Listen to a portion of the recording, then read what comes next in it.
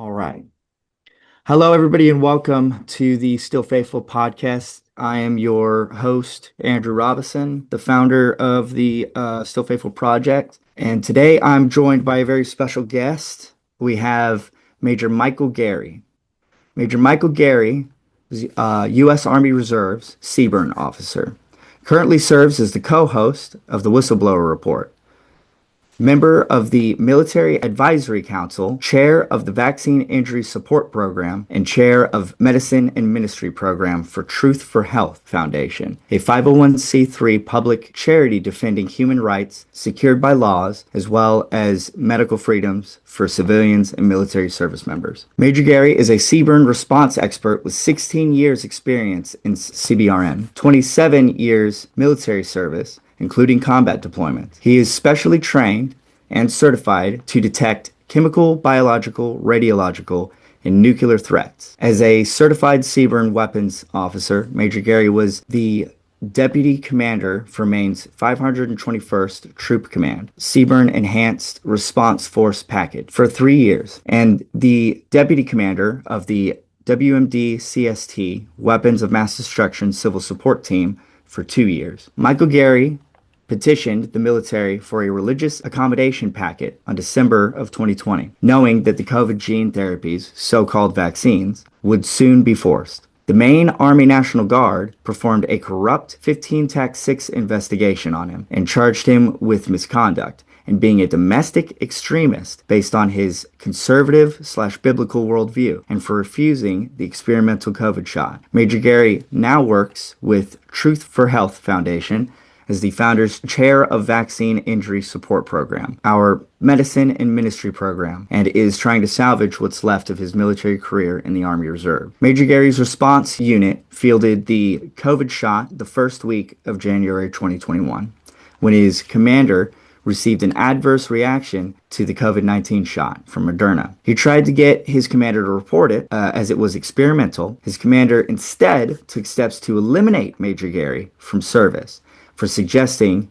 a report of the COVID-19 vaccine injury. Major Gary learned about the VAERS system in January to February of 2021 and tried to report to his chain of command numerous times the damage the shot was doing. Major Gary ended up being the senior unvaxxed soldier for the Maine National Guard, and his command made an example of him by firing him from his full-time ARG position. Major Gary has been living the difficulties and persecution from the COVID era in the military, as it has been 3 years of hell for him and his family. Major Gary's professional military and personal experience with abuse under the COVID mandates brings a wealth of experience to any investigation into the DoD's foul play on bringing forth the COVID-19 bioweapon and dangerous mandates on American soil. Some notable military events that we'll get into today that Major Gary has experienced in the last 3 years. His religious packet was rejected in September 2021 after they sat on it for nearly 10 months. He was put under a corrupt 15-6 investigation, October 2021 to May 2022, a total of 8 months. He filed an IG complaint on senior officials December 2022 to August 2023, which received an unfavorable outcome. He was placed under a security clearance investigation, March 2023 to present, a total of 16 plus months. No response as of June 30th. 2024. As of the date of this recording, it is December of 2025. I'm joined now by Major Gary to discuss this and other details of his case. How are you doing, sir? Very good. Well, thank you, Will. I appreciate you having me on. Well, I would like to start, and of course, absolutely. I'd like to start a little bit by going back kind of to the beginning and discussing, so when did you join the service originally? Yeah, no, that's a good question. That bio is just a little bit dated for the listeners. You can add just about another year to all the dates that was listed there. So this is now a 4-year ordeal. And I joined the military back in 1998. So I am working towards my 28th year in service. And I lost my full-time job, which was is called an AGR position in the National Guard, and that's a full-time position. I survived as a part-time traditional guardsman and then escaped to the Army Reserve as what they call a TPU, a drill weekend soldier. So I've survived um still being in but losing my full-time pay, and what I can see now as some reinstatements are happening, I think we're probably at 10 or so, um is that I have endured a lot of punishment by staying in. My record is trashed.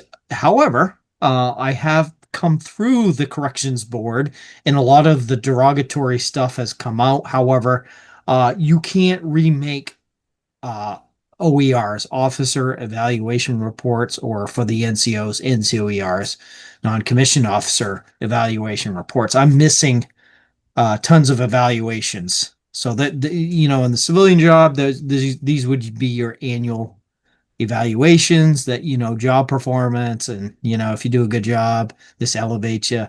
Well, I'm missing, even though the board has corrected my record, got all the derogatory stuff out, I'm still missing stuff like that. So I still can't progress if I wanted to continue to stay in, because there's no good stuff, you know. So the Right. bad stuff is gone, but there's no good stuff to be had because if you stayed in, you endured punishment in so many ways. So yeah. Well, that's you know, shocking but not surprising, of course. That they would do that to you. You had the courage to stay in, even in a reserve capacity. And so the National Guard in Maine, um, at the command that this began, all of this happened. Can you tell me a little bit about what the environment was like there during that period? Oh, absolutely. Um, So very good question. I'll claim this title because nobody's corrected me. I've been at many speaking engagements and, of course, done a lot of podcasts over the 40 plus years. I am the first one. Again, I stand corrected if anybody comes out with an earlier date. I filed my religious exemption, is what I called it back then, on 1 December 2020. So I'm the first one until somebody comes out and corrects me. All right. Uh, so I wasn't even using the terminology accommodation packet back then. That's how early this was. And submitted. So that's prior to the shot coming out. Okay. That's prior to the shot. Because of my profession, CBRN officer. And by the way, I have many branches in just like I had many MOSs as an enlisted guy, I had many branches as an officer. Um, so I was field artillery to start with. I used to do fire direction, and then I converted over to an engineer officer, which fit at the time my civilian occupation in construction. And then the last 16 plus, almost 17 years, CBRN officer, which is what I loved. I absolutely loved it. So you're talking to a very experienced guy. I should have been a lieutenant colonel 4 years ago. So just kind of that helps the audience gauge, even though I may look young because I just shaved. I am 45, been around, done a lot of things. And when I deployed overseas to Iraq, it was the year of the buildup of Baghdad and the surge, and I was convoy security, so I operated as an military police slash light infantry type. Okay, wasn't even working in my branch of service. So again, I know a lot of stuff, right? And then I also right. had a civilian career, so I'm well rounded in a jack of all trades type. Okay, so when I settled into Seabird, which you should know this probably well, most military officers or leaders, they avoid the Seabird stuff. They hate it. They don't want to deal with it. Don't want to talk about it because you Mhm. have to think when it comes to that, right? It's too scary. Yeah, right. I'm sure that it's just like this for the grunts and the Marines, but anywhere in the Army slash National Guard I've been, uh, the leaders never want to deal with that. They just want to put the CBRN officer over there, and oh, we'll call him in. We absolutely need to think this through. Well, Yeah. uh, so I loved it because I really took my profession seriously because after Iraq, when I came back from that crazy ass deployment, wondering what the hell I just did and why I was over there, um, I kind of personally didn't really care to ever deploy overseas again. Uh, we lost gun trucks. I lost some people.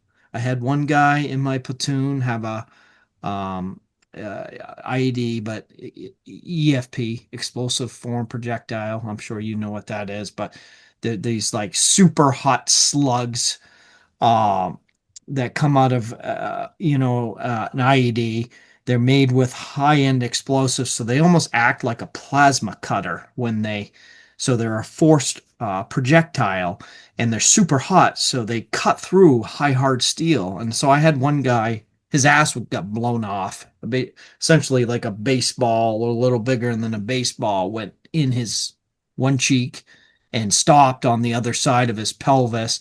The kid had a wallet. Hopefully, you can see my hand about 4 inches thick, and it smiley faced his wallet after it had gone through, a couple inches of high hard steel, a Kevlar blank, the Kevlar lining on the inside of the gun truck, and then the gunner's cage. Smiley faced his 4 inch wallet, and then didn't come out the other side.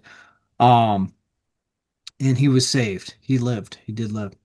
So anyway, yeah, yeah. So I've experienced all these things, and the funny part about settling into the CBRN world is the National Guard is actually the expertise when it comes to responding to weapons of mass destruction, and that may come to a surprise to civilians or the civilian population, but it actually makes great sense because all these you hear white powder envelopes in the news from time to time. Right. Well, yeah, that's some of the stuff that we respond to, and it makes good sense to have that expertise as a responder, hazmat technician responder in the National Guard. That's not something the active component can do. Um, That makes a lot so of sense to me, yeah. actually. Yeah. Yeah. Every state has a weapons of mass destruction civil support team that is specialized in CBRN threats, chem, bio, rad, nuclear threats, which falls into the banner of responding to hazmat materials. So you have to achieve the hazmat technician level of training, um, which means you can do offensive operations in a hot zone. Hot zone being the area you believe is contaminated with those CBRN threats.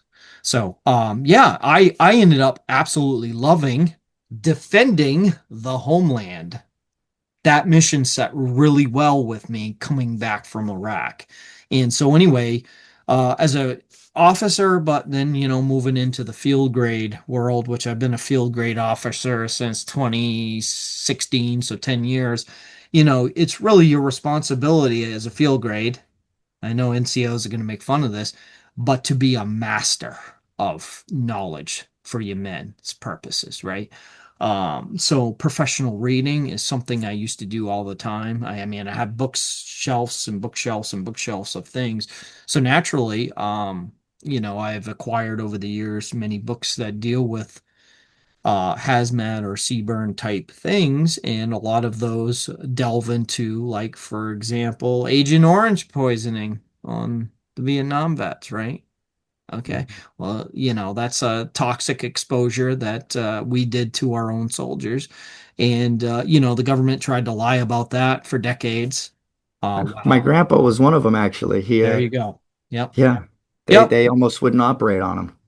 Yeah. So, when it's funny, when I mention something like this to like a vet, you can quickly come up with, yeah, yeah, my grandfather, my uncle, or whatever. Yeah, Yeah, he was in my Vietnam. cousin. Yeah, he got poisoned. He had these weird cancers and stuff like that. It's very common. Just like you start using the topic vaccine, and then you find out this swine flu vaccine that they forced into soldiers in the 70s. A lot of them got sick from it. That's just a little bit after the Vietnam guys, but it would have affected the Vietnam guys. But it was right after Vietnam War time that transpired. And, you just talk around, you find out, oh, this is weird. And then the Gulf War syndrome. The government cannot hide from its experimental things or tests that it's done on soldiers over the years. And of course, my professional reading to serve my soldiers better, has led me down this path of, you can't unsee it once you see it. And, and it's my profession. I protect people. I'm supposed to protect the homeland against toxic threats. So, Yeah, right? it's just right up your wheelhouse. It couldn't have It been is. Yeah. it could have been more in line with what you do. Yeah, Um, so you had asked to get back to it, so that kind of gives a little more background. But how was my command? My command, so I submitted that religious exemption. My command was so supportive. 1 December 2020, they were very supportive. They're like, "Oh, your First Amendment, your religious belief. Oh yeah, yeah, yeah, we support that." And it was years. It was years since they've done that packet. I don't know, maybe it could have been half a decade or a decade before they had done one of those packets in the state of Maine. So they had to check it all through. And, it eventually started making its way up the local chain of command, being the Maine Army Guard chain of command. But everybody was so supportive. And it was a very simple packet because they were actually following the reg at that time. It was just a commander's review, a chaplain being the biggest, most important piece, and then the legal review of it. And then maybe one other step with the state medical side. And then I think that was the final step was the state medical, and then they would be pushed up eventually to the Surgeon General. Um, so all that super supportive. Okay, but that changed rapidly as the shot came on. And then there was even a rumor in June of 2021 that my packet had been approved. So there was a rumor that had come down through the channels that hit the state headquarters that my packet had been approved. Um, so, and it was a strong rumor. And more often than not, I'm sure you can validate this. More often than not, there's truth in rumors. I don't know, 60-40, oh, right? absolutely. Right. I'm of the mind that they you know, control alt deleted everything anyway. I have no proof to that effect yet outside of a couple individuals I know personally, but that doesn't surprise me at all that, you would have gotten the stamp of approval and it just for it to be disregarded. I when I discovered that, when I heard that information from this was a very high level person in the main Army Guard. So they would have been in the high level rumor mill. Okay. This isn't like E4 rumor mill. This is high level Right. rumor Well, it's mill. got a little So more weight to it. somebody that would be able to hear that coming down from up above, and so I when I heard this, I was initially very happy, but then I realized I was thinking about all the other soldiers, and I'm like, oh my gosh, they don't know what's about to happen because I knew that they were going to force this thing because of historical references and um, historical events, stuff like that. So I knew that a lot of these soldiers, and again, at this point, I think the main Army Guard was only about 50% vaxxed in June of 2021, something like that. It was only so very resistant, very reluctant to get this thing. And I became super concerned about all the other soldiers and how I knew the medical exemptions were going to be denied. I knew religious exemptions were going to be denied because I was starting at my level, field grade level, hearing the discussions that were going on. Of course, nobody was going to challenge my religious exemption within the state because they, they were all supportive. A lot of them had signatures on my documents, so it'd be really hard to go against what you said earlier. So I went in my Well, they office, can't be shut, wrong. yeah, I went in my office that day, whatever day that was in June, shut my door, and I prayed to God that my packet would not be approved. So I could be like was what was about to occur with all my other soldiers. Um, and okay, so that did happen. And September 27th of 2021, officially, my packet was denied. So, um, yeah, that's a real thing that happened. I've recorded that in documents, and it's been tough living through these 4 years, but I believe that God answered that prayer, even though I essentially prayed against myself. And I've lived a miserable, very, very miserable life the last 4 years. My family has suffered tremendously. And I don't get to tell that story. I don't tell that story too often, but I think it's very valuable right now where I'm one of the first guys to make it through the corrections board on the Army side. Uh, Army Board of Corrections of Military Record, ABCMR. Sometimes they go under ARBA, Armor Review Board Agency. So same thing. I've made it through. I've been granted relief. My records, all the derogatory stuff has been taken out of my record that the main Army Guard did to me. However, the board once the derogatory stuff came out of my record, which they granted me full relief, they only granted me partial relief on reinstatement, which people think, oh, there's a choice there. Well, there really wasn't, because once the derogatory stuff is gone, like the 15-6 is gone, and the fruit of that was a general officer memorandum of reprimand, a GOMAR. Once that's gone, there was no reason not to reinstate. So the expectation, because there's a presidential executive order that says so, you must reinstate. Well, currently, in my situation, the main Army Guard has decided to, interpret that the way they want to and say, well, it was only partial. We get to decide, and they've denied it. And so far, yeah, How it's can they messed do that? up. How can that they I don't think they can. I'm so Mm. at this point I've been trying for 4 months. So I'm one of the first guys through. So this has been 4 months for me trying to communicate to the highest level in the Department of War. And I've been doing this on X. I've been doing this through the new reinstatement task force that was stood up, which some of these people that are on it, I filed at the same time as some of them. So anyway, um, they all know this, and they're tending to back off from the fight because it's a state, it's a National Guard state, and they don't want to be perceived forcing this state to do this thing. However, there is a presidential executive order and there really is no choice. So they're trying to take the interpretation of, well, it doesn't say we have to, which, it does by presidential executive order. And the board did grant me relief on these things. And so, what reinstatement, which means back pay benefits, and then the lieutenant colonel rank from 4 years ago that I should have had. So it sent it down to the National Guard Bureau and to the state of Maine for consideration. Again, everybody's misusing that term consideration, thinking it means this what we typically think to consider. Oh, we can decide here. No, it doesn't mean that in a legal term. It means you have to do this.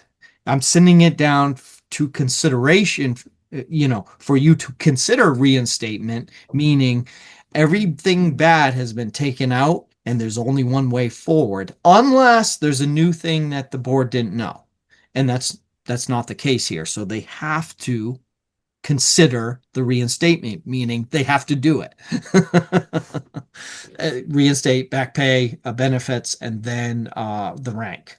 And mine was like a chain reaction that was supposed to happen. Well, they stopped at pulling the derogatory stuff out of my record, which in a way is a little disturbing. It's almost like erasing the record of wrongs that they did against us. Right, right. I mean, I had the same thought when I was looking into requests and records. We talked about this briefly on the phone.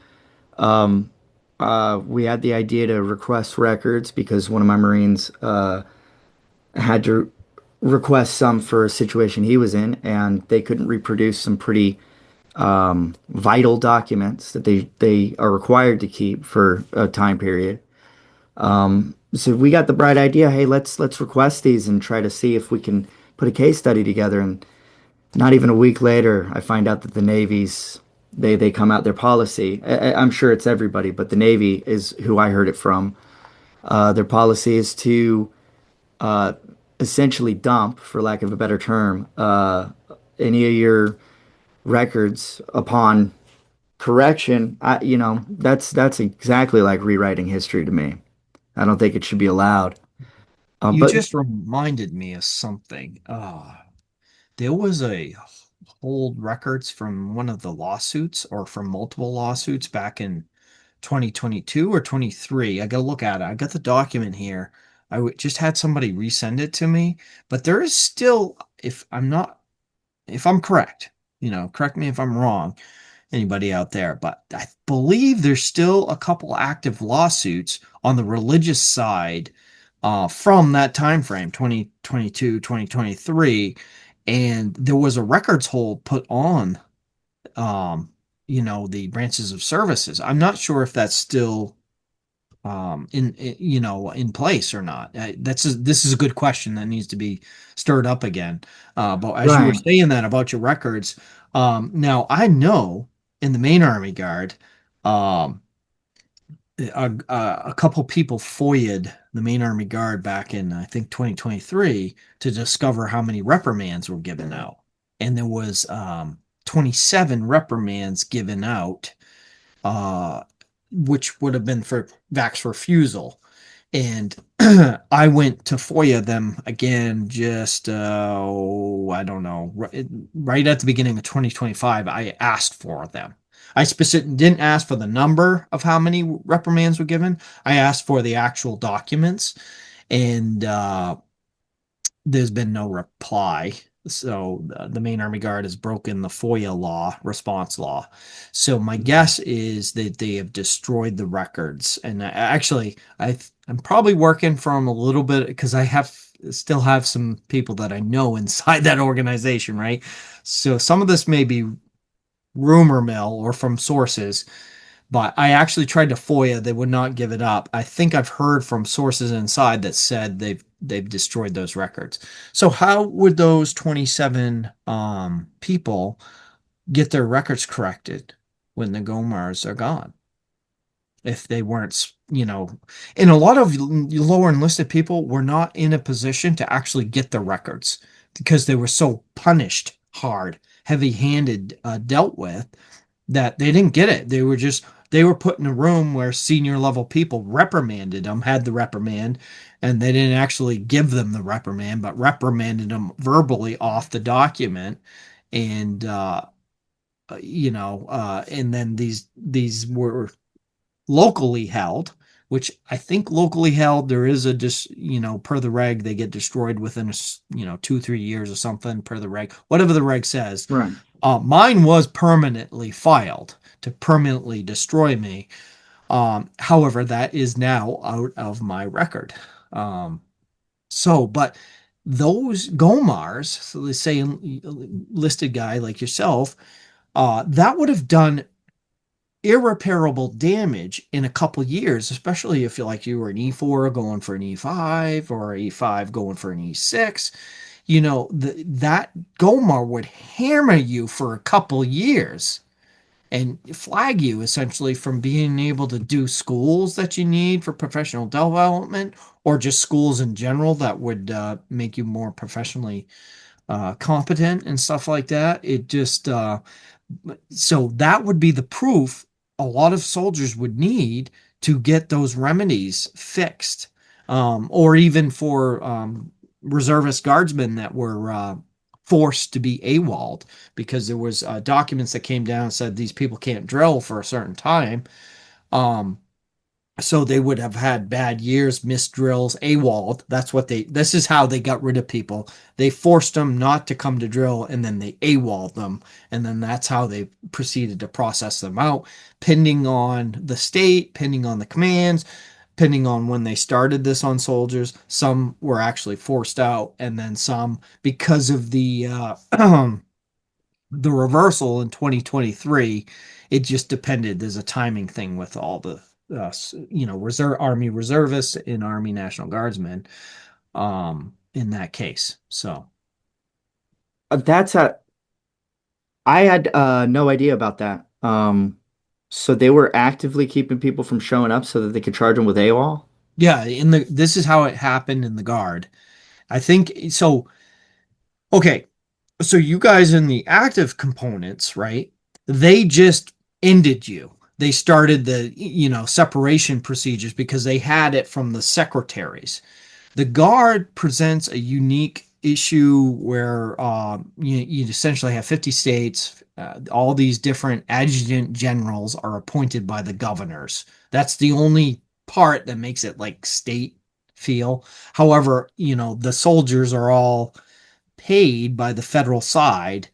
And so there's this give and take relationship between the federal and the state side. Um, this federal doesn't like to interfere with the states too much. But in this case, Lloyd Austin made a memo very direct to the the reserves and to the Guard state saying you will do this and here's the procedures that are going to be followed. The nasty underhanded procedure that was used for the soldiers, I'm just going to say soldiers troops, but was to say you can't come to drill because you're a disease, right? You're unvaxxed. Well, you can't come to drill. Then what they did was they coded them AWOL. And over, I think missing three drills or four drills, whatever it is, the admin junkies know, you eventually were AWOL'd out. So that's how they underhandedly punished you. So now the National Guard is saying, we never, we didn't have the authority to ever No, separate anybody. we would Okay, never do that. right. We didn't do that. We didn't actually involuntarily. Well, yes, you did. You underhandedly, absolutely did do that. Now, right now, I seem to be the only guy in the nation, because I'm at the front of the pack coming through the corrections board. I actually have a document that says involuntarily released from full-time AGR service. Okay, that's the title of the document. Involuntary release. And then when you go to read it, it's not following lawful orders for COVID bullying, COVID conspiracy, COVID bullying. giving out different directives than the commander for COVID stuff. Okay, so it's all COVID vax refusal crap. Well, I was 100% correct. I was on the lawful side. And now the National Guard Bureau says there's no such thing as me, except I have the document. And, now the Department of War and the task force has, I've already given this to the court, which is the Army Corrections Board. They sided with me. They gave me relief. They said how to fix me, right? I'm having to reproduce these documents, and it's a little frustrating. I'm finding it incredibly frustrating that I have to validate myself all the time, especially with people that are supposed to, or a organization that's supposed to be on my side. For example, the Department of War, who has made all these processes available for us to be reinstated. Now I'm have to justify myself again by releasing this document that the board has already decided on. It's crazy. So, but they've kind of trying to take the National Guard stance and say, well, there was nobody involuntarily released from the National Guard, which is a total lie. It's wrong. I have the documents out there on X. Follow me. Joseph Warren, founding Martyr, Martyr Joe, 1776 on X. And I'm doing quite an expose on the National Guard Bureau and their documents that need to be retracted. They're counter processes that are running counter to what the executive order is and what actually the Department of War has put in place. Um, they're treating voluntarily released people as just prior service enlistments and not offering them relief and fixes for all the, stuff we've been Hmm. bringing up. Well, so these are some of the things I'm exposing now because I've had some people deliver me documents, and of course I've lived a lot of this. So, and if a guy 28 years or almost 28 years, I've keep everything that I possibly can. Every document I get my hands on, I keep. And so I have this stuff and people are giving me this stuff, and anybody out there that's particularly a National Guardsman that was treated wrong, follow me on X. We'll figure out a way. If you have documents, of people that were harmed, hurt, certainly get it to me and I'll continue to expose it. Apparently, God's put me in the position to continue to fight. It's exhausting, but I am finding a lot of people. I guess that's how you were drawn to me. Well, a lot of people are reaching out to me and asking for help or looking to get rid of this stuff they've been collecting for a while. So I guess I'm the guy to do it. Maine is the first state in the union to have the sun rise. So I guess I'm number one in this. I could have been the first reinstatement if the National Guard would have done what they were supposed to, but of course, they don't want to admit their wrongs. So, Well, this might be a little out of left field, but anthrax. anthrax, that's Yeah, a it was nasty one. anthrax. Yep. Were you in for that, or was that a little bit? I'm getting confused on timelines with that. Okay. So that Good well, my question. my question is really that this isn't the first kind of No, experience you've had with being no. a guinea pig. Right. In the federal courts. I'm not a part of the anthrax military guys that stood up. That's just a few years before I came in. That's like Okay. early to mid 90s when those guys stood up. However, because there was a lot of them, those guys were instrumental at helping us early on waging this battle. Okay. And they need to be fixed. There's a lot of them out there that still need the remedies that we have been able to get with Secretary of War Pete Hegseth. So that needs to be extended to them. I'm not sure if it is or isn't, but it should be because they've been instrumental in helping us move this along a lot faster than what they encountered. Okay, so anthrax. Yes, it was experimental. They broke the law, guinea pigs, just like you said.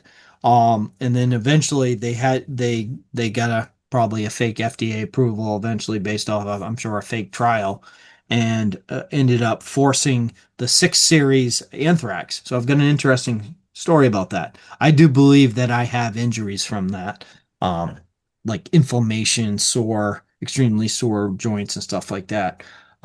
In '06, when I deployed to Iraq, I got the series, right? I can't remember if it was number 4 or 5 shot. I have to go into the shot record. That was like the last one I got. It was either 4 or 5, and then I wasn't gonna get the last one. And I think a lot of us were like that, and we're getting close to the end of the deployment, which is a year. So you get these 6 boosters over the year time frame, and probably because of slowly pushing the envelope on the timing, delay to the last minute.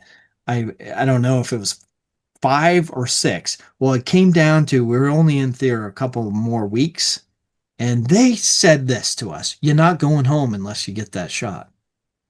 They actually threatened guys. Yeah, and we're losing guys. We have guys getting injured, Purple Hearts, and then they have the gall to tell us you're not frigging going home unless you get this last anthrax shot. Again, for me, I can't remember if it was number 5 or number 6, because of the way I probably put them Ugh. off. Um, that kind of coercive behavior, I see it now over the decades I've been in.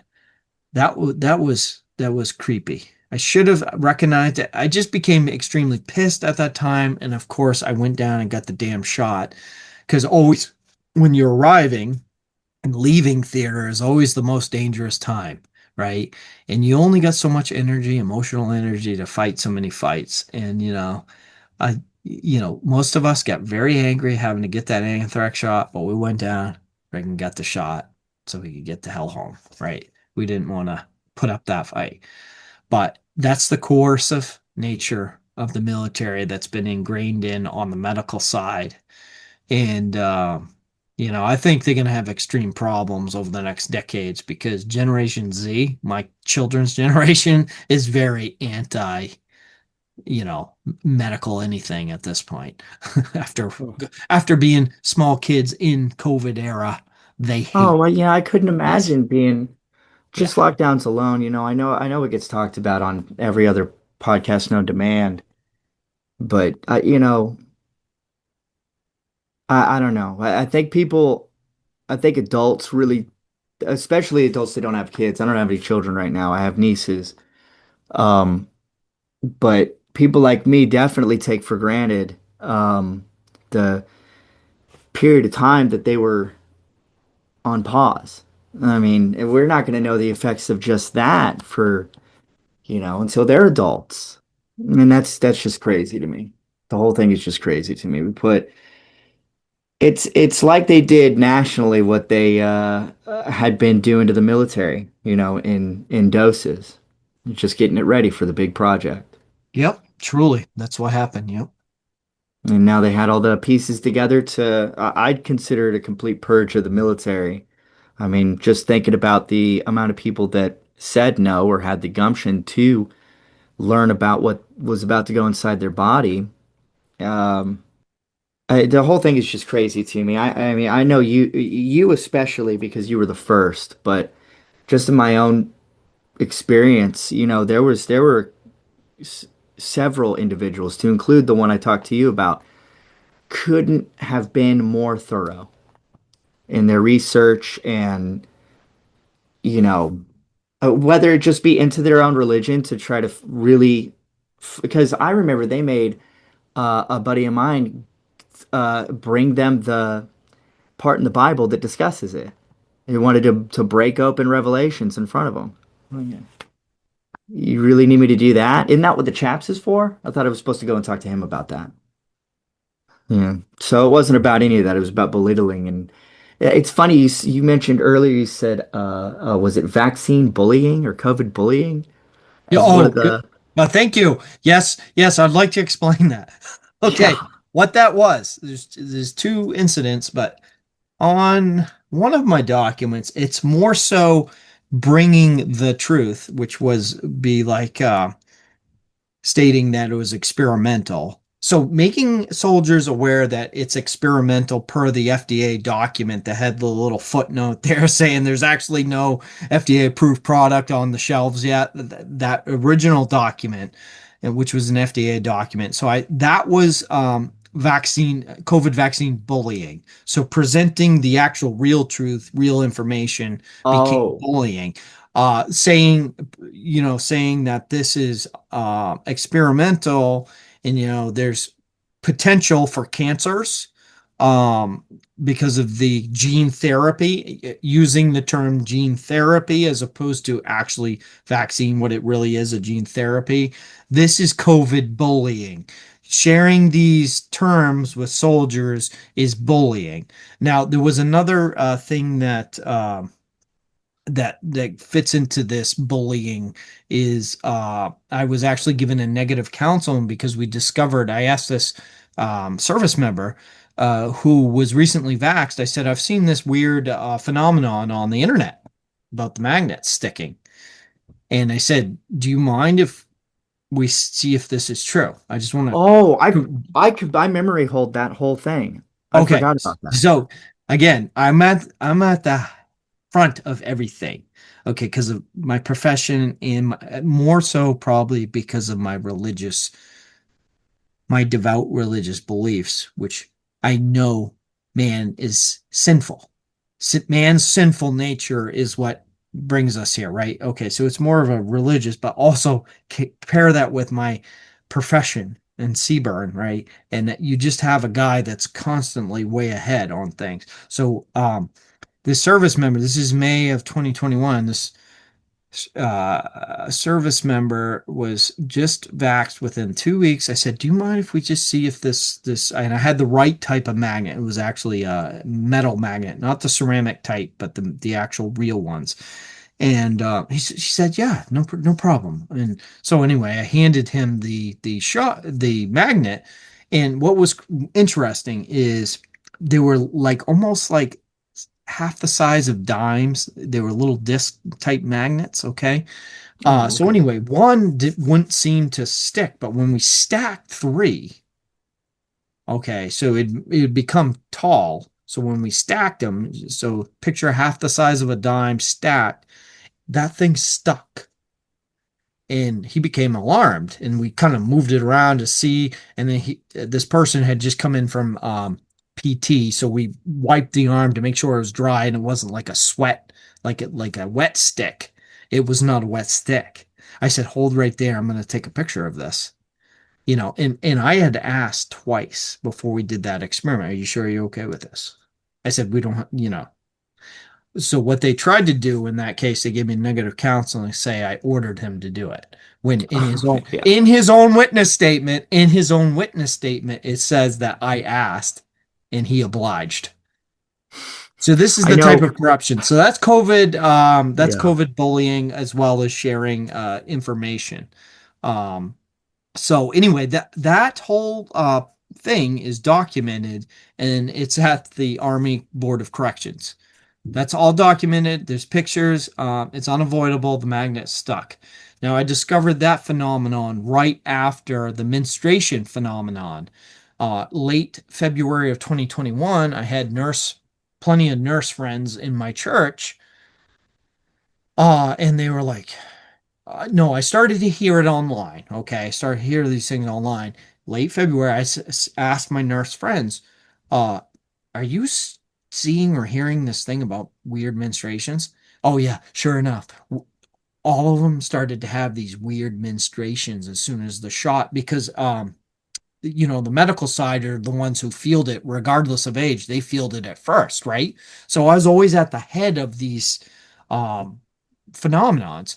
So anyway, in April, can't remember if it's April or May. I'd have to check the document. I had my wife. Oh yeah, my wife and daughter. It was Easter in April. We had Easter dinner with newly vaccinated grandparents, and my wife and my daughter had extreme menstruations. My wife's was a weird menstruation. My daughter's was extreme blood loss. And anyway, so at that point, Oh I my had already gosh. had people that I could go to a naturopath for a blood test. And so I sent my daughter's blood away to have it tested. And it tested. This is interesting. So this is all documented. This is at the Army Board of Corrections, which is a public record, which can be FOIA'd. Okay. So my daughter's, and again, I've obviously protected my daughter's information, but For the sure. Yeah. in the record, right, is the test, and she tested positive for the spike only, not the glycoprotein of the natural infection. Spike only, meaning it came from the shot. So she got residual shot. However, that transmission happened from the people that were vaxxed to her. Okay. So, Wow. Whoa. Do they know how that could be? yeah, How well, does something like that this happen? is unknown. This is in the trials too, the shedding effect they call it, but I think Okay. there's a Okay. transmission. So in my, studied opinion, okay, the shot is a synthetic version of the gain of function spike protein that they made in Wuhan. Okay, for the public out there, inside the military, or at least where I was in my cubby, I could not say anything about Wuhan. That was, again, COVID conspiracy theory, which made me a domestic extremist. Okay. Or, COVID Yeah, I was one of conspiracy those theory. too. Yeah. So anyway, you could not talk about Wuhan or the lab. Okay. Now I've been trained in not all of them, but a lot of the Army labs. Okay. When you deal with CBRN threats, I've gone to these labs, I've held plague in my hand. I've gone into the VX chamber. Okay. I've done these things. Okay. I'm extremely experienced and trained in this. I was trained to protect the American people against biological threats. Okay. So when you start seeing a weird thing happen, and I'm well versed and well trained in the decision making process of how to sift through what's a biological weapon threat or a chemical or nuclear, I can sift through medically by signs and symptoms what is presenting, just like precursors and chemicals. So, what I'm trying to say is this is my job. This is what I do. This is why I collected a paycheck to protect the American people. So, yes, I identified that the Wuhan lab was most likely early on. This is before most Americans would know that they were performing biological engineering. So, we'll call it gain of function to viruses, or I'll say proteins in this case, uh, enhancing them for transmissibility or lethality. And so the shots are just a synthetic version with a lipid nanoparticle delivery system to sneak it by your immune system. So yeah, I've proven that with my daughter's own blood, the shedding effect. So early on, at the head of it, I knew about all these strange phenomenon going on until I went under a 15-6 investigation in October 25 of 2021, the year 2021. So less than a month after my official denial on my first religious accommodation packet, I was under investigation. So they had to come at me. The main Army Guard, senior ranking people, had to come at me in a different way because they had already been so supportive of my religious accommodation packet. So they did this by calling me a domestic extremist, which was meant COVID conspiracy theories. And so they made up a bunch of fraudulent allegations. Those were the findings at the end of this investigation. I rebutted all of them with science. So I put like these stories I'm telling you now are all on the record at the Army Board of Corrections. And then my lawyer, I had to convince my lawyer, my defense lawyer at first. He was a Christian, however, he didn't believe me on the shot stuff until he got the shot, and he got Omicron variant. He got hammered. So in the middle of him defending me, he got hammered with the sickness. And so anyway, I ended up, pointing him in the right direction to help himself. But he was a believer after that. No And doubt. then he ended up writing the main Army Guard a very strong legal memo, uh, telling them you need to exonerate Major Gary because you this is crazy what you're doing. It's prejudice what you're doing, discriminatory with all these things. So anyway, that was an interesting time frame, but that seems like forever ago now. And I'm It cleared of does. that. The board had said that was baseless and those were fraudulent allegations. So, and retaliatory too. Yeah. Oh, it's very clear to me, having heard you speak about this, that there can be no doubt that it was retaliatory. I mean, you have somebody like yourself with the amount of experience that you have in that exact field. They don't like what you're saying, so they just decide to get rid of you. So, hey, that's a good, really good. One of the false allegations was government time waster. I was a government time waster. Okay, That's a because new I one. I was haven't heard wasting that. my time looking up safety data sheets and scientific journals and doing this kind of study. Well, guess what? That's what I get paid to do. Safety data sheets is what I do for precursors for chemicals all the time in hazmat response. You got to know your safety data sheets, all right, or the safety characteristics of anything that I do as a hazmat response person. Okay, so I was a government time waster, and so anyway, when I For doing defended your job. I simply sent the weapons of mass destruction civil support team mission statement, and then, of course, the spots that address my job title as deputy commander or operations, and then you know, an actual training event that we do. So that's how I defended myself in that spot, and then I I don't called mean to laugh at all. It's just so ridiculous. You it know? is, but it's destroyed my life. Right. you know for the last 4 or 5 years now. It's I've lived under, and again I still have to justify myself, like was saying earlier. I've had to actually put the stupid uh involuntary separation from full-time service document out on X, like, to tell the Department of War, yes, your corrections board is right. The thing you commissioned, the courts you commissioned to fix us, they were right.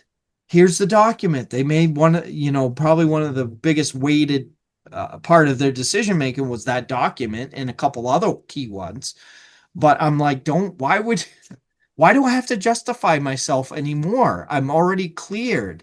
Like, all the derogatory stuff is out of my record. It was wrongfully done.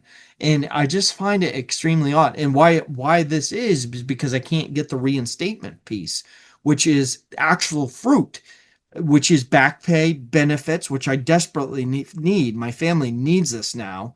I've put together, I work for the Truth for Health Foundation, and I make a little money doing, stuff that's mentioned in my bio there for it. But I've pieced together all this part-time work to survive over the last 4 years. I'm not making big bucks working for that foundation. I'm just surviving. And that foundation has gave me great contacts and connections with people in the same fight. And it's provided me time, because it's only part-time work, to manage this fight without legal defense. I've done all this and I've won all these things without legal defense. So I have essentially become my own lawyer. And at this point, I trust myself.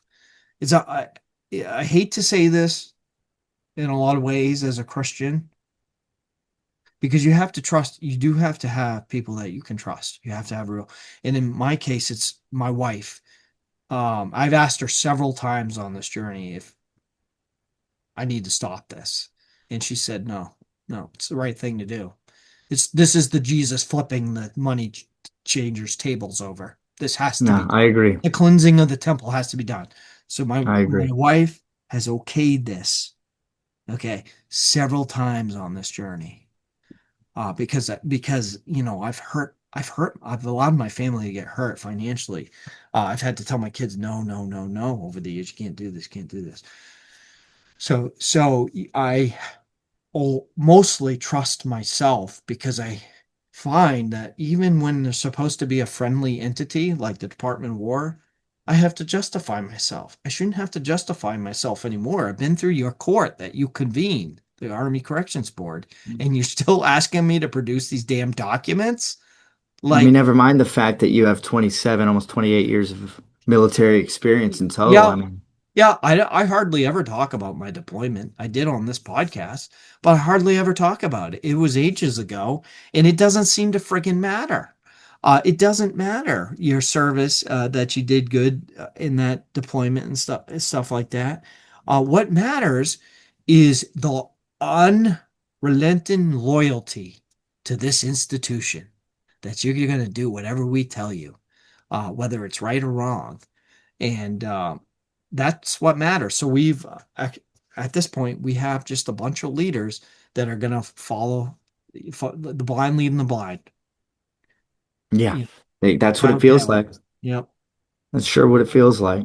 It's just, it's the more I talk to people about their experiences and what they've been through, I always end up talking to them over the phone for, at least an hour and a half, 2 hours. Sometimes it's longer than that, and they take up my whole evening, which is what I'm asking for, of course. It bothers me in the sense that obviously that tells me, and it's consistent with people I know and people I've just met. That tells me that there is a huge vacuum if anything else, where there's no space to talk about it because either it's being shut out or people affected are so done hearing about it that they just want to move on. Or maybe they were all about it. Maybe they got it, maybe they encouraged others to get it, thinking they were doing the right thing for themselves and their families, and they just they can't be wrong, in some cases, or they don't want to talk about it because it's such an awful thing that's been done to them. Nobody was afforded informed consent, let alone us. I mean, I just saw, I'm sure you saw this too. Um, I'm forgetting the name of the account, Miss Teresa. She posted, I did a short video about it yesterday. She posted about going back to, anthrax and the Tuskegee experiment and all the different ways that they've been experimenting on us. But now she comes out and she posts it's that plus they all knew that it wasn't safe and effective. Hmm. Right, Uh, correct. it's just, and for that to come out now, and then just the other week talking about the trials as it related to kids and the deaths of those children. Where do we go from here? How do we ensure? I guess I'll ask it this way: for military personnel specifically, where do they go from here? Like, what recourse do they have? I know there's processes that we've mentioned, but you being at the head of this, what kind of advice would you give people like us or people like me that are just kind of starting out in all this? Well, this type of stuff is key. Support groups with people that you can trust. Again, trust has been so harmed over the years. It's hard to just, give perform work duties with the trust you once had. I do believe I have, to some degree, a problem, maybe like post-traumatic stress disorder to some degree, because I don't trust the command at all. And do I get I'm trying to find the right word for it here. Do I get anxiety around certain things that happen at, say, I still Army reservist drilling status. Like when the flu shots come out, does anxiety build? Oh, absolutely. Do I no longer, this is crazy. It's crazy to say, like senior major who should have been a lieutenant colonel 4 years ago. Do I get anxiety when the sergeant comes out about flu shots? Oh yeah. Yeah. I've lost all my authority because of the flu shot. Is yeah, and if I'm not gonna get it, I'm gonna get reported. Like rank doesn't matter then. It's a bizarre thing. Like like it's weird. So yeah, I just share that because if you're, lower rank and have anxiety, you're not the only ones. Like I feel instantly like basic training private. It's bizarre. And I'm a 45-year-old man who has 4 kids. Like, so yeah, there's something there mentally that I no longer trust in the same way. And I don't think I am ever gonna. I don't think I ever will. I think on an individual level, when I get comfortable enough with a person, I think I can. But I'm even noticing because I've lost a lot of friends and family. I'm sure this is consistent with everybody over the last 5 years, but I am very quick to discern people. I think it's a skill of mine. It's probably a godly gift. But I'm using it a lot more sharply and quicker these last couple of years, even than before COVID, and I knew COVID, what it was in January of 2020, December of 19. I was already on that. So I'm just saying, like, with this broken trust thing and this discerning who people are, I don't know that I like this about myself. However, it is what it is. You know what I'm saying? It's unfortunate. It's probably happened to all of us in some degree, but I'm not giving my trust over to anybody so easily anymore. And I don't have many friends. My wife and I, we used to have lots of friends, lots of friends, and I'm talking church group friends. Not That's not the case anymore. I no longer trust, especially Christian churches, so-called Christian churches. Um, so it's a sad thing, but it's reality. I deeply sympathize with that. It's definitely a defense mechanism we've all developed to varying degrees. And I just think that's necessary. I mean, look at what we had to, survive.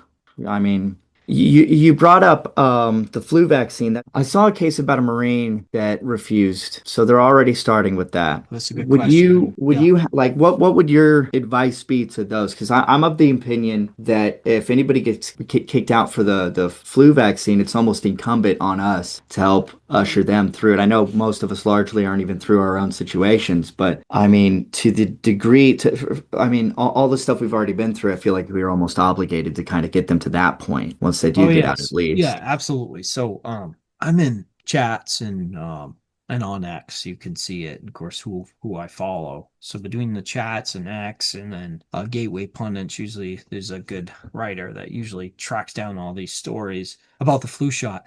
And there has been like four or five, and it seems to be the rank major for some reason. Like there's been four or five of them over the course of me trying to get reinstatement here in the last year.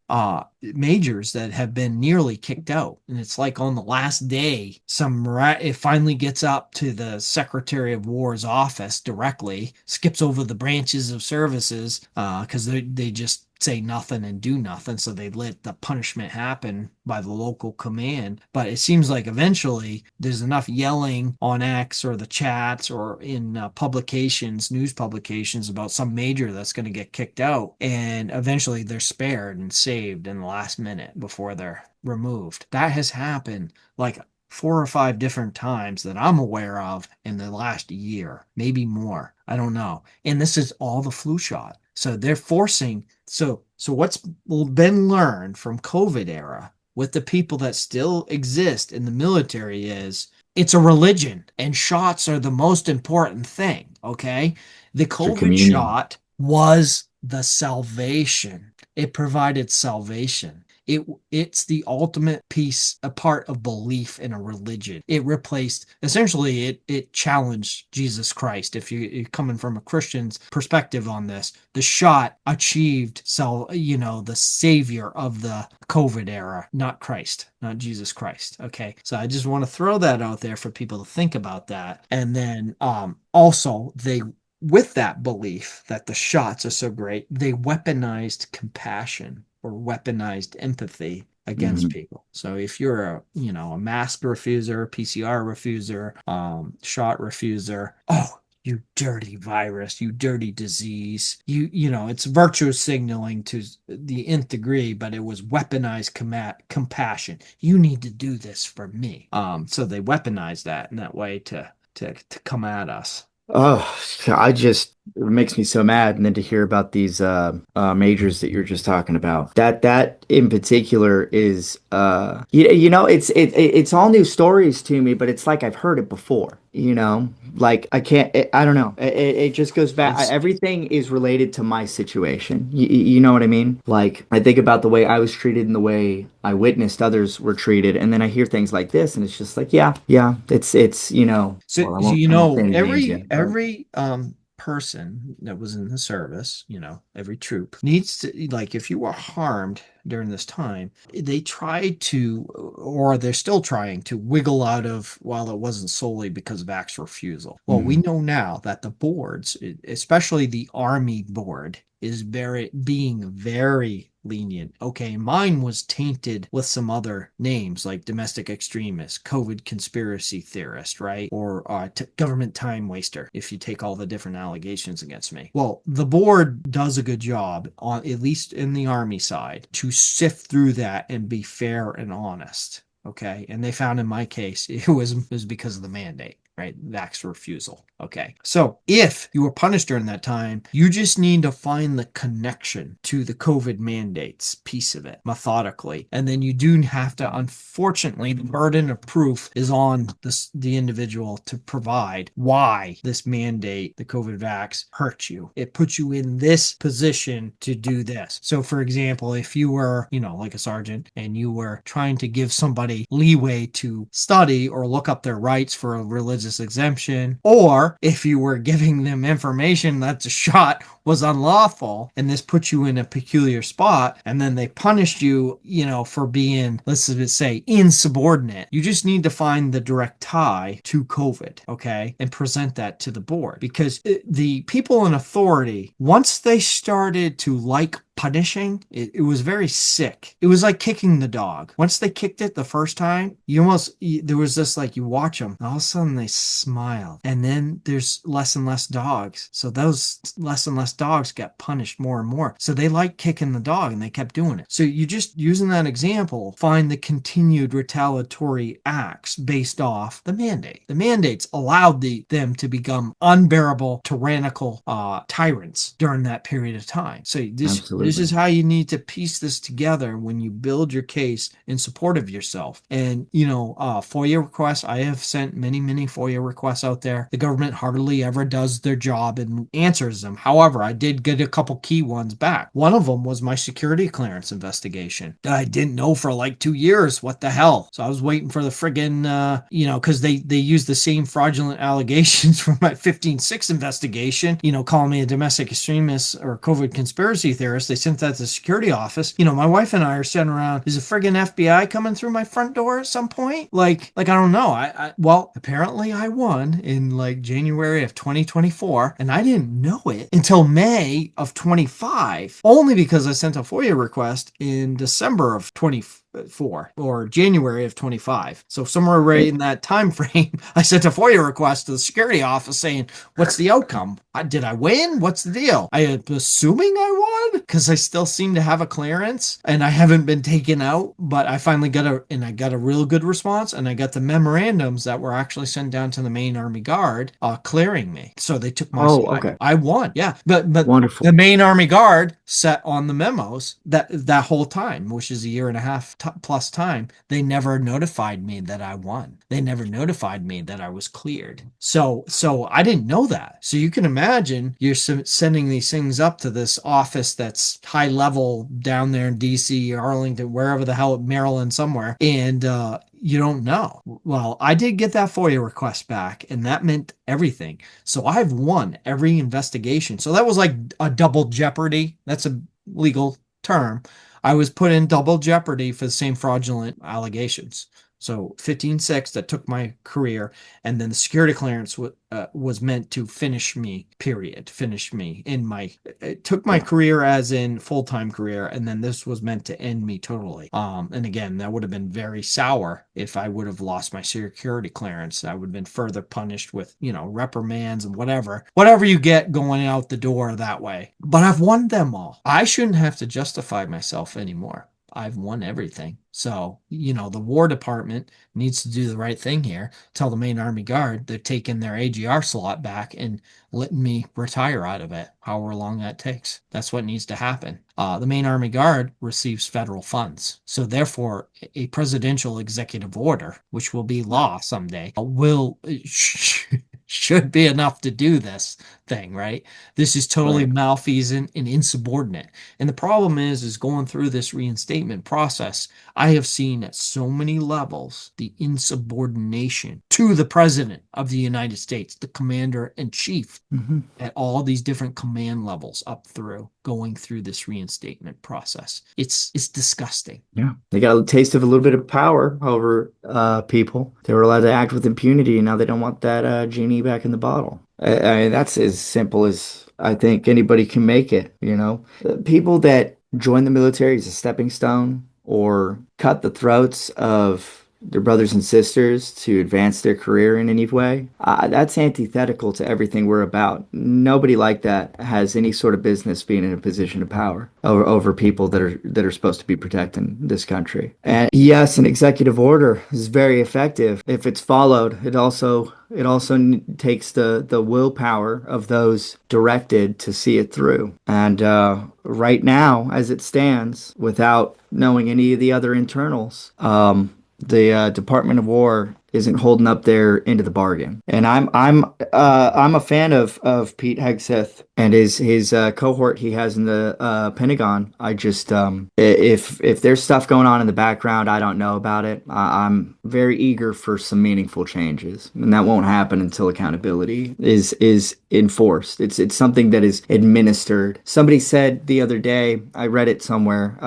Don't ask me to cite it, but I forget even what the post was about, but they were talking about accountability and how it needs to be restored. And that bothered me a little bit because in my mind, and maybe I'm off on this, but accountability isn't something to be restored. It's something that's administered like an actual medicine. And it's not being administered. I mean, saying accountability or we need to restore accountability is to me like saying we need to restore the illusion that people can trust us. But Yeah, we it's need to kind of administer accountability, and it's not being yeah, administered. yeah. That's some good thoughts. Yeah, yeah. I'm not sure how they meant it, but definitely that's a good conversation to have with whoever brought that up. Maybe you find out you guys actually agree. They just didn't quite think through what they were saying because I tend to agree with the way you're putting that. It's for the leaders to make ensure they're doing their duty. Part of their duty is to make sure there is accountability up and down the chain of command for things,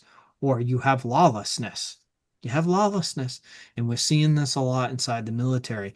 I got to say this really quick, because I am a part-time soldier. These are my opinions and the truth of my real story that I've shared, actual facts and my experience that I've been through in this Army Corrections Board. In no way does it represent the old Department of Defense or even the Department of War in some ways. So I just want to put that out there. And, especially where we're talking about Secretary of War Pete Hegseth, I am extremely appreciative that he has been fully supportive. Um, and I've been in meetings that he's been in, and I know that he looks up to a lot of us that have been through the ringer on this. I could see it in his face. However, you are right, Will. Um, when you run something, so I've been a commander, deputy commander, when you are that, you have the responsibility and the duty to assess. You assess your men, you assess your units, you assess how their performance is. And in this case, this is being totally overlooked. So I would offer this up as like an AAR comment that needs to be done is you need to do better assessments. Your staff needs to do better assessments of what's actually going on. And because the full picture is not being given to the Department of War. For example, in my situation, where the National Guard Bureau, and I'm sharing facts. These are their memos that I've shared on X. So I'm just sharing their documents that they provided. They say they will not use the term reinstatement. They say that on their document. That's they're using the term accession. So they can bring you back as like a prior service enlistment, meaning you will not get all the relief that the boards are granting. Okay, so they were attempting to not fix soldiers or air guardsmen or whatever the case may be. I'm just speaking from their own documents. These are all open to the public now. I've shared them because this runs counter to what the executive order says. When you Right. put these documents next to each other, this is not following what the commander in chief said. calling them accessions. You're running a parallel process that does not jive with the executive order in the width or the bandwidth of remedies that the executive order intended to give. And we know, you and I know why, because they don't intend to follow the commander in chief. But these memos, I'm posting them because they need to be retracted. That's not taking care of soldiers. That's not taking care of troops. See, we're not in that business anymore like we were 10 plus years ago, taking care of troops, taking care of soldiers. I used to hear NZOs saying it. What are you doing, Sergeant? Taking care of troops, taking care of soldiers, taking care of soldiers, sir. Um, that's not what goes on after COVID. The culture shift came abruptly during that period of time. And now we're a very narcissistic, selfish organization. And again, I'm speaking from my own opinion that honestly, with the leaders that we have, I think we'd get our asses handed to us if we were in a near peer fight. Because I just don't think we have that toughness. I think we have to, we're worried about our appearance, the mask. Oh, with what you got to do this thing, even though most of the boxes said not for medical use. Well, just do it anyway. Just do it. Yeah. Just do it anyway. Yeah. Well, it doesn't Eat fit the soup with a OSHA fork. requirements, but Right. just do it anyway. It's appearance. It's virtue signaling. Yeah. It's weaponized compassion. All these things. This is what we're concerned about. It reminds me of when I first joined when you had to spit shine your boots. This might be a little bit before your time, but whoever had the shiniest boots was going to get make their way up through the ranks quickest. And I'm thinking, well, this runs counter to actually doing your job. Not saying don't spit shine your boots, right? But Right. I'm thinking, why would you put ass loads of hours in spit shining your boots when your job is like just say mechanical or infantry or whatever, and you're going to get them dirty and beat up? And if you do your job well in those arenas, they're going to get really beat up, right? It runs counter Right. to this other thing. So it's like the whole spit shine boots, which I was glad when that removed, went away, but now it moved into all these other arenas and magnified. Like the mask was the spit shining boots on steroids. It Yeah. was just Absolutely. Just, crazy. if we're gonna care and make such a huge deal out of an eighth of an inch, we better damn well make a big deal out of stuff this important. It's just Yeah. it's set to the side either because they get something out of it or they don't have to think if they just do it. And that's the Yeah. hard So part, really, is having to think.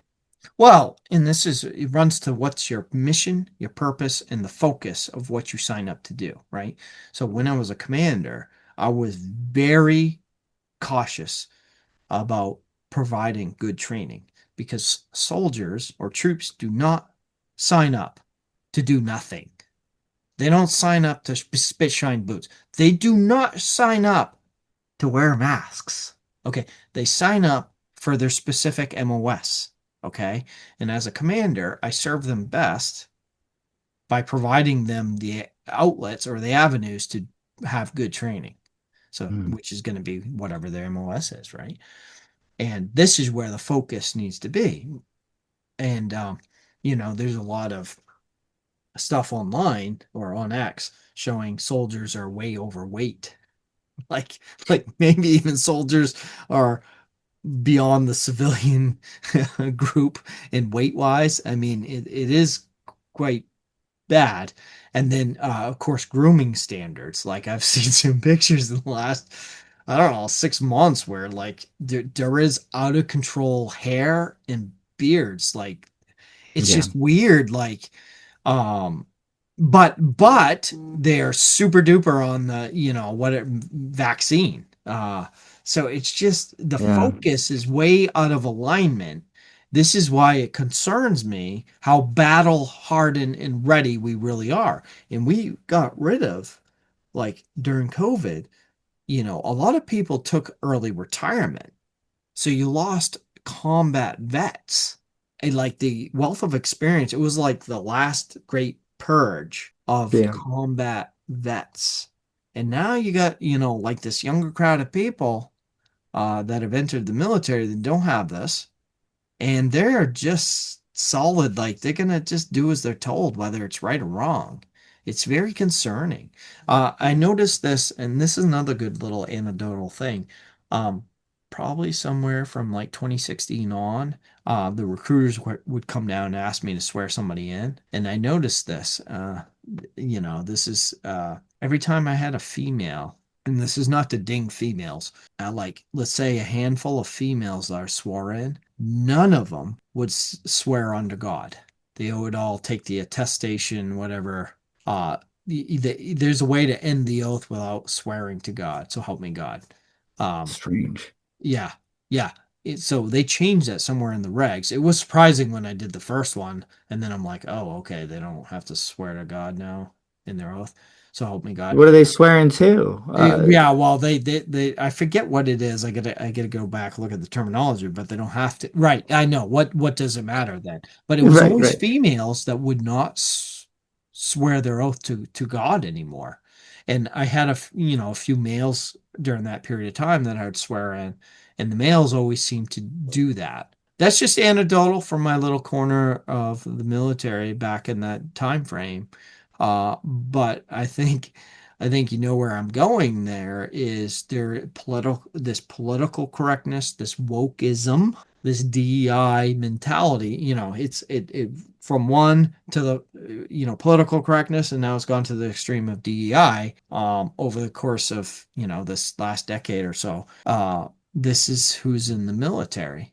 Okay, they don't stand for anything. They don't have a foundation. So their foundation ends up being something like total loyalty to the vaccine, total loyalty to the mask, total loyalty to these things, whatever the next thing's going to be, whatever the flavor of the month is, to the institution, that will be it.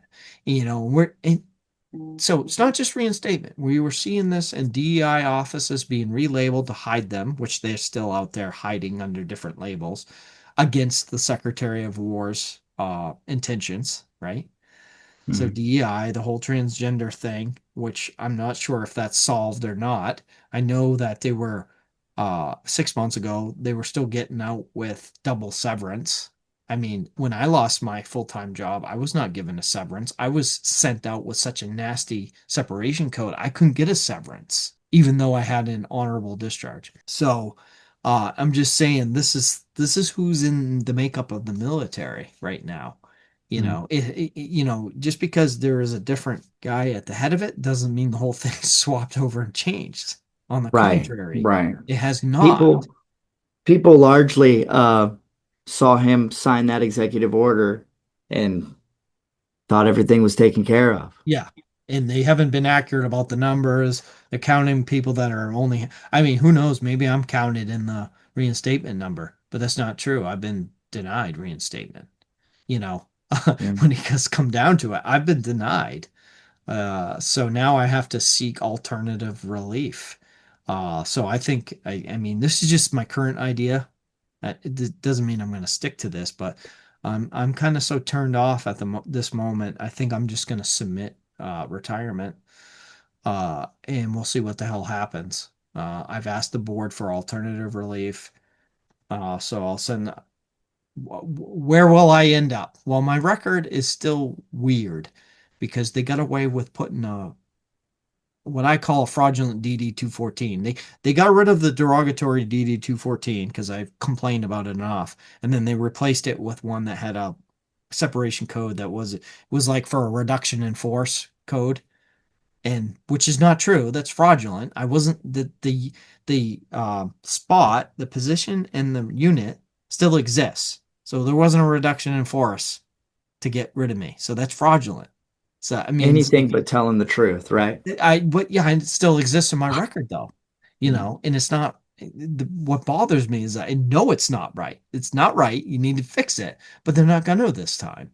And so at this point, I'm just like, okay, I'm going to submit retirement, ask for alternative relief, and see if I'll get afforded this 4 years of um, what should have been active duty pay because I was unlawfully, unjustly removed per the executive order. So all that verbiage is there. And then I've asked for the rank that I should have had 4 years ago, June of 2022, which I was totally met the requirements and everything at that time. I provided the board. Again, I'm going to have to provide all these stupid things to whoever asks. But yeah, I provided my supervisor trying to get me promoted for like 6+ months. They wouldn't allow me, the chain of command that punished me wouldn't allow me to move into an O5 slots to get promoted. So that's how they and I have actually have the warrant officer in the HR department saying, yeah, he needs to move into a spot, get him into a spot so we can promote him.